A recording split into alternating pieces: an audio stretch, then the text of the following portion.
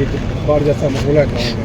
बिल्कुल 2023 के बाद दोबारा टांगरी का पानी कई गांव में आया है और केवल मात्र शाहबाद ही नहीं, हरियाणा का लाखों एकड़ आज क्षेत्रफल एक्स्ट्रा मानसून की वजह से फ्लडेड है।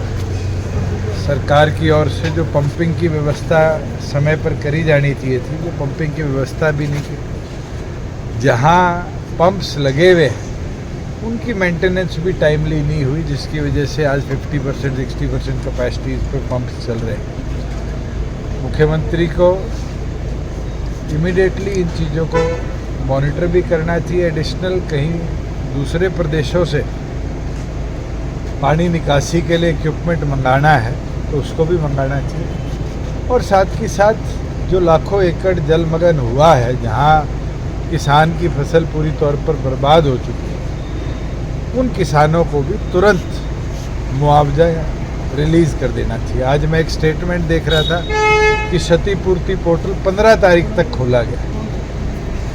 लगभग 20-25 दिन बाद मुआवजा देना, ये सरकार की एफिशिएंसी के अंदर कहीं ना कहीं कमी है। हमें वो दिन भी याद है 23 में जब फ्लड आए थे, 12 जिले हमारे बाढ़ से प्रभावित थे। हमने 7वें दिन तो किसान को 7,000 रुपये उसके खाते में मुआवजा ट्रांसफ़र कर दिया गया था कि उसके जीवन के अंदर कोई बाधा ना पड़े। मैं तो यही मांग करता हूँ इमीडिएटली सरकार पैसा रिलीज़ करे किसान को, और इमीडिएटली जो किसी के मकान को, किसी के पशुपालन को नुकसान हुआ है उसकी भी भरपाई सरकार।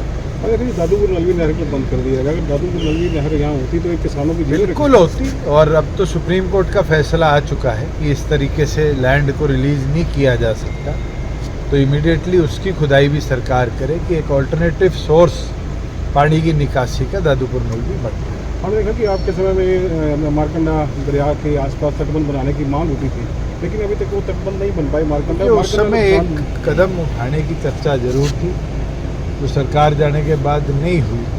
वो ये थी कि माइनिंग डिपार्टमेंट और इरिगेशन डिपार्टमेंट मिलकर जितने हमारे रेनी रिवर्स हैं, इनको खुदाई करके इन पे बांध बढ़ाए।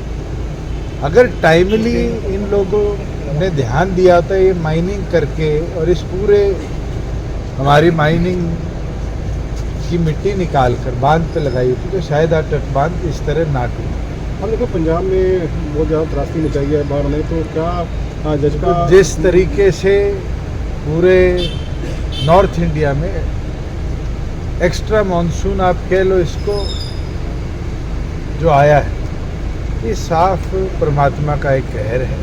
और पंजाब के लोगों के साथ हरियाणा का एक एक नागरिक जुड़ा हुआ है। हमारी ओर से निरंतर कार्यकर्ता गांव दर गांव अनाज भी, और अनाज के साथ साथ और जो मूलभूत चीज़ें होती है वो लेकर पंजाब के लिए रवाना भी हो चुके हैं। कल डॉक्टर अजय सिंह चौटाला जी ने भी आह्वान सबसे किया है कि इस त्रासदी में पंजाब के प्रत्येक नागरिक का साथ देने का कर्तव्य हमारा बनता है। और हमने इन्होंने सुब्रमण्यम चौटाला ने कहा कि जो जजपा है उन्होंने ताऊ देवीलाल की जो नीति है उनको गिरवी रखकर भाजपा की गोद में जा बैठे थे।